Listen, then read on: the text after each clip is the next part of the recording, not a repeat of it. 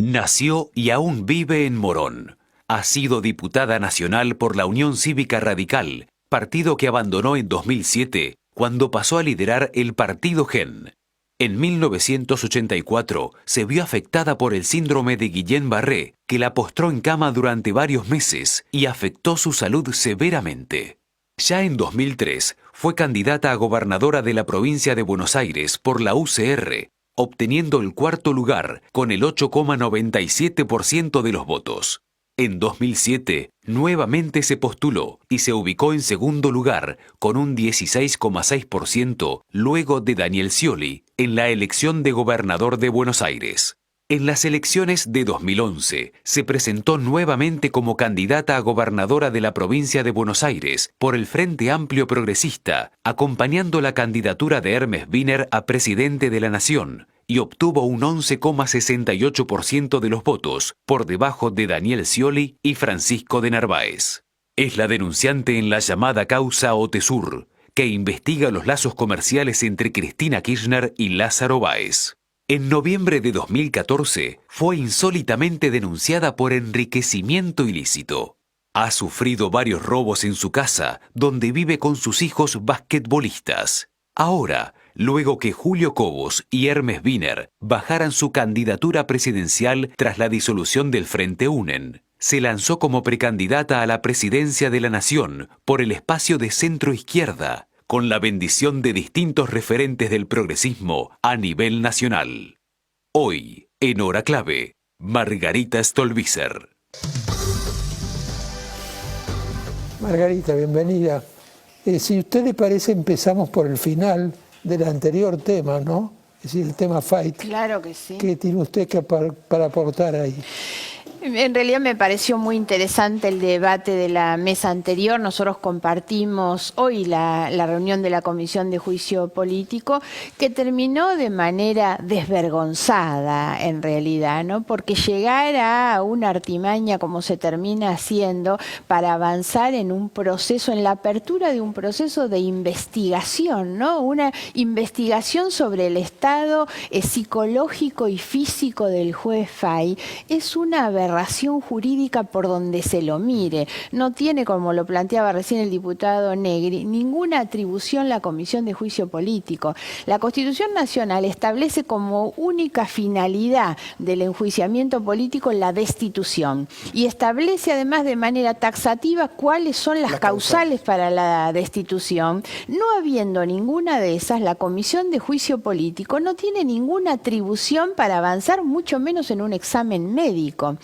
La comisión aprueba un informe presentado por la presidenta para abrir ese proceso de investigación sobre la salud del juez Fay, utilizando como argumento que el juez no habría firmado un acta de los acuerdos de la Corte en su despacho, sino en su domicilio. En realidad, una de las cosas que yo planteaba es que el artículo 99, inciso 3 de la Constitución, establece ese carácter restrictivo a la presidenta de la Nación para firmar decretos de necesidad y urgencia, y una de esas limitaciones que pone la Constitución es que dice debe ser firmado en acuerdo de ministros, con la presencia y conjuntamente con el jefe de gabinete. Y es público, digamos, de público conocimiento que jamás ninguno de los decretos de necesidad y urgencia se firma en acuerdo de ministros. En realidad lo firma la presidenta, después el ministro que va pasando lo firma y algunos en su casa, en los departamentos Puerto Madero donde viven. Por lo tanto, la verdad es que hay un acuerdo de que eso funciona así, y estamos hablando de decretos de necesidad y urgencia con los cuales la presidenta ha transferido a veces miles de millones de pesos sin intervención del Congreso, burlando el presupuesto. Con lo cual el purismo reglamentarista es claramente una excusa. Pero claro, ahora, el gran problema es que se está sometiendo al juez Fay a un acoso moral, a una tortura psicológica absolutamente injustificada, que no tolera ningún tipo de análisis, ni desde lo jurídico, ni desde lo humano, ni desde lo constitucional. La verdad, es imposible sostener semejante cuestión. No tiene la comisión atribuciones Margarita, reglamentarias. porque es una especie de ensañamiento, ¿no?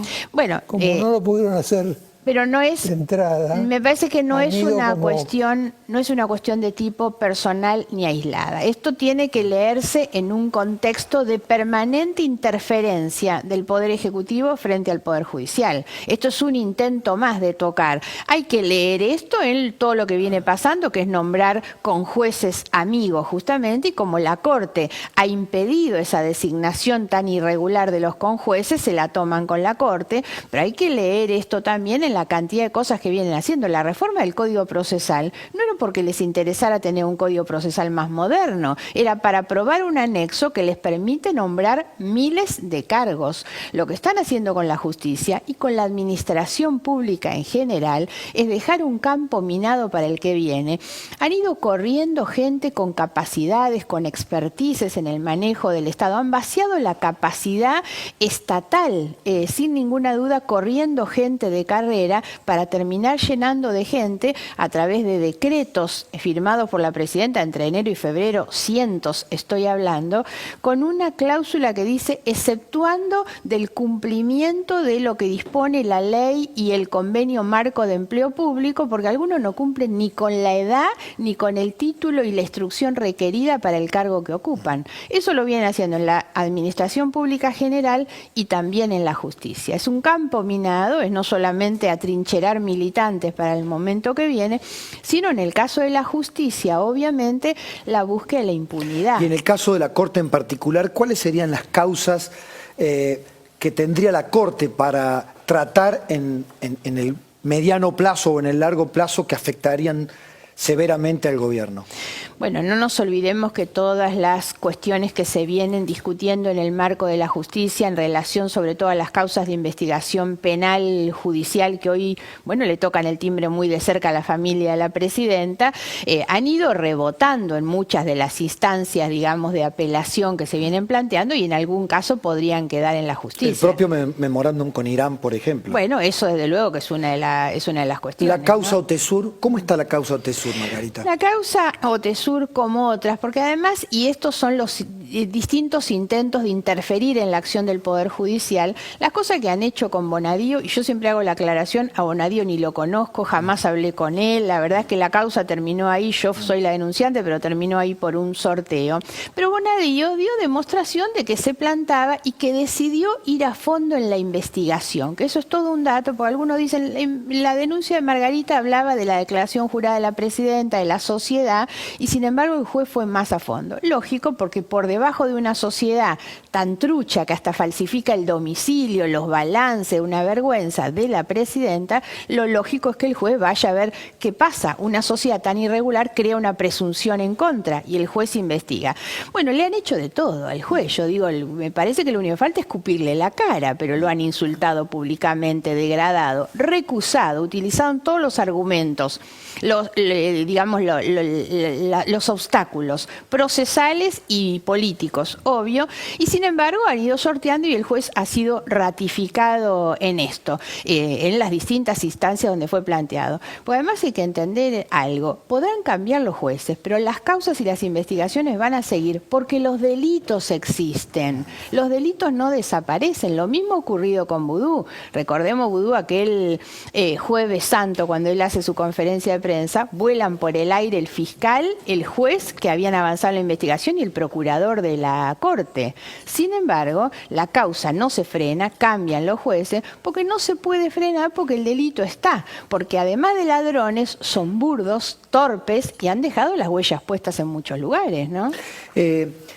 Margarita Stolbizer ha quedado invisibilizada, digamos, teniendo en cuenta que ayer en el programa de Tinelli estuvieron 3 de los candidatos, usted, como bien decía el informe que prepararon Pablo y Miriam, se ha cargado la bandera del progresismo ante, bueno, el corrimiento que hizo Hermes Wiener y Julio Cobos. ¿Cómo se siente personificando esta precandidatura?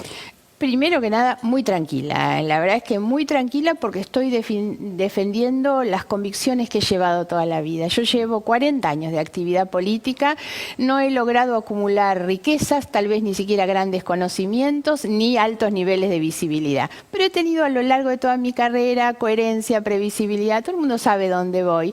Por lo tanto, hoy, en medio de una situación muy compleja, de un proceso electoral casi sin debate de ideas, bueno, nosotros sostenemos ideas, principios, conductas. Nuestros dos pilares son igualdad y decencia. La democracia como garantía de derechos sociales y obviamente la honestidad, la transparencia, no como valores individuales, sino realmente como una condición de la gestión, de la convivencia, de las reglas que tiene que haber. Entonces me siento muy tranquila en ese lugar. Lo que yo intenté, digamos, con este reclamo, con algún poco de humor, digamos, que hice a Tinelli, que él me respondió elegantemente, era demostrar la invisibilidad a la que se llevan muchos candidatos por los intereses que hay detrás. Yo venía denunciando, y lo hago obviamente porque creo que es una obscenidad, una grosería, el uso y el abuso en el manejo de los recursos públicos. Uno prende la radio, la televisión, Macri, Scioli, los dos igualitos utilizando los recursos que les toca administrar para promocionar sus candidaturas. En eso coincide, ¿no?, con Martín Lustó. Sí, absolutamente. Hay, digamos, una similitud en lo que pasa en el gobierno nacional con el gobierno de la ciudad, donde también en el nacional no hay una ley de publicidad oficial. En el de la ciudad, Macri la vetó. Y eso les permite hacer propaganda utilizando los recursos públicos. La competencia del verano, del naranja y el amarillo, era una obscenidad. Ahora, lo que intenté con lo de Tinelli es demostrar que en el ámbito privado pasa lo mismo. Porque lo otro es instalar una campaña utilizando el recurso público, pero los privados juegan de la misma manera, que es instalar una idea de polarización, de voto útil, donde solamente existen algunos candidatos. Margarita, levantar las banderas progresistas, cuando el discurso progresista se lo ha devorado el kirchnerismo, Claro. se lo ha apropiado en un concepto bien populista. Nosotros somos el pueblo progresista, el lado del bien, estamos con la gente, los demás son el antipatria, la derecha. Ahora, ¿cómo hablar? ¿Desde dónde hablar? Y cómo competir también con esa maquinaria del relato kirchnerista. Claro, bueno, por eso yo decía, para mí es una posición de mucha comodidad y lo que nosotros hemos decidido es darle contenido y sentido al progresismo, porque han enchastrado de tal manera las banderas del progresismo que es necesario volver a poner sobre la mesa. Hay que explicarle a la gente, por eso nuestras dos banderas, igualdad y decencia. En el horizonte, digamos, de nuestra propuesta está la igualdad de oportunidades para todas las personas. Estas son dos cuestiones de las que no hablan los demás candidatos. A nosotros eso nos llama la atención. Ahora, hay veces que la gente me dice a mí, pero usted dice obviedades, ¿cómo va a venir a hablar de la decencia? Y yo digo, bueno, en un país que tiene un vicepresidente procesado por coimero y por falsificar un documento público, la verdad es que no es tan obviedad hablar de la decencia como parte de la política, ¿no?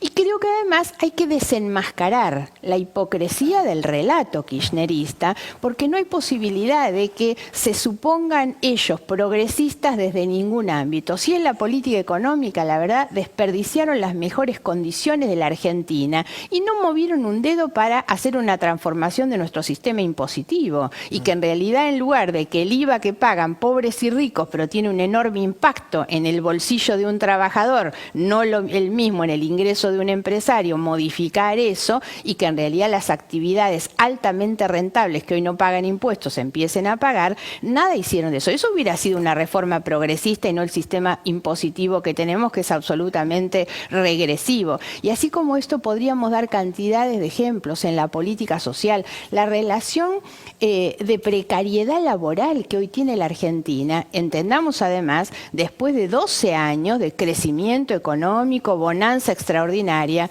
no le cambiaron la vida a ningún pobre en la Argentina. Entonces, ¿de qué progresismo me hablan? Y la otra cuestión es cuando nos hablan del progresismo desde los departamentos de Puerto Madero, los muchachos que salieron del fondo del barrio, y hoy viven en esos lugares, eso choca de narices con el ideal del progresismo que, insisto, es la igualdad y la decencia. Margarita, ¿la buscaron desde el PRO? En realidad hemos tenido conversaciones porque yo, primero, nunca reniego del diálogo, del acuerdo. Me parece que es necesario, sobre todo en el tiempo que vive la Argentina. Por lo tanto, hemos tenido conversaciones y evaluaciones. El partido que yo presido ha considerado todo tipo de posibilidades, pero después de considerar, nosotros decidimos que era mejor sostener nuestras banderas, seguir nuestro camino. Somos muy respetuosos de las demás opciones, pero nos parece que hay que ir camino a un sistema político más serio, más previsible, más basado en un debate de ideas, donde uno no confunda a la gente. Nuestro sistema se ha vuelto cada vez más imprevisible para la sociedad. Esto que estamos viendo en estos días, de esta calecita donde se suben y se bajan, entonces los que estaban con Macri se fueron con Massa y vuelven con Macri, y los que estaban con el kirchnerismo se fueron al masismo y vuelven al kirchnerismo. Yo digo, es una vergüenza, es una obscenidad lo que está pasando. Entonces me parece que hay que advertir, y esa es alguna de las cuestiones que nosotros marcamos como diferencia. ¿Por qué los otros tres son absolutamente iguales? Bueno, entre otras cosas porque hay gente a la que le da lo mismo estar con uno o con otro. Usted sabe que... Claro, y varían rápidamente también, ¿eh? Muy rápido. Esta puerta vaivén en que se han convertido la política y los partidos. Por eso creo que es necesario pensar en un sistema político más serio, más sólido. Tal vez son cosas que no podamos lograr en el corto plazo, pero hay que ir a un sistema donde la centroderecha, la centroizquierda alternen. El que pierde una elección no apuesta al fracaso del otro, se retira, se prepara para intentar mostrar que es mejor y volver, porque la democracia también es alternancia. Me da la sensación que el valor de la decencia no podrá cristalizarse o encarnarse popularmente sin antes una comprobación por parte de la sociedad de que la corrupción va a tener su castigo. Usted... Y se discutió periodísticamente, políticamente, una idea de la CONADEP de la corrupción, ¿no? Sí.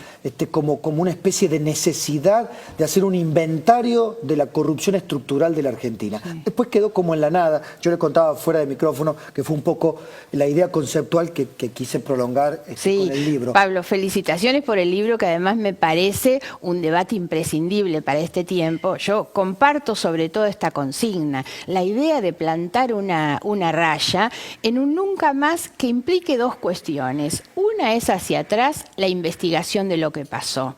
Yo no comparto a los que hablan de la lucha contra la corrupción como una cuestión de acá para adelante, porque no pueden hacia atrás, porque en realidad la investigación hacia atrás termina... tienen la cola sucia. Claro. Me parece que el nunca más tiene que ver con eso. Investigar, hacer justicia, que paguen los que tienen que pagar y realmente vayan a la cárcel los que tienen que ir. Nosotros hicimos una presentación, hará 1 año, 2 años atrás, que era el libro negro de la corrupción, donde mostramos, creo que eran los 10 casos de la corrupción del kirchnerismo, porque a veces el problema es que ha sido tan grave que el último caso nos hace olvidar del anterior, ¿no?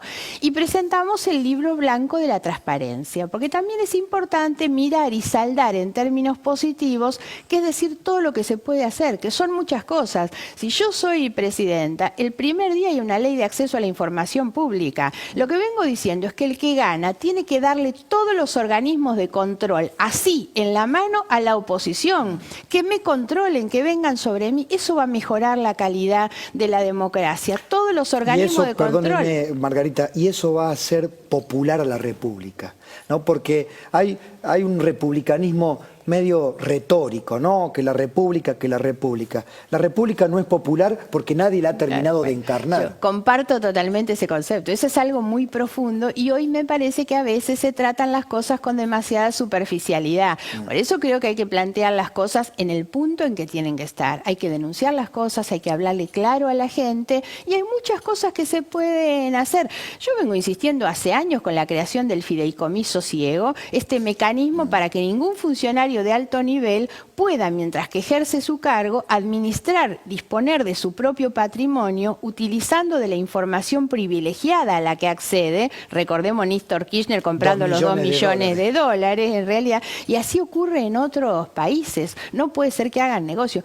Cuando uno mira la declaración jurada de la presidenta, el incremento patrimonial injustificado con esas sociedades donde uno después va y averigua de qué se trata, yo creo que hay que producir este saneamiento, me parece, parece hacia adelante, pero insisto con el concepto que tiene que ser muy, muy profundo. Hay que salir de la cosa del mero consignismo, ¿no? Totalmente de acuerdo. Muchas gracias, Margarita. Gracias por la todo, invitación. Y quiero decirle que su postulación es un síntoma de salud para la República y para la competencia del sistema político. Gracias, Pablo. Muchas gracias.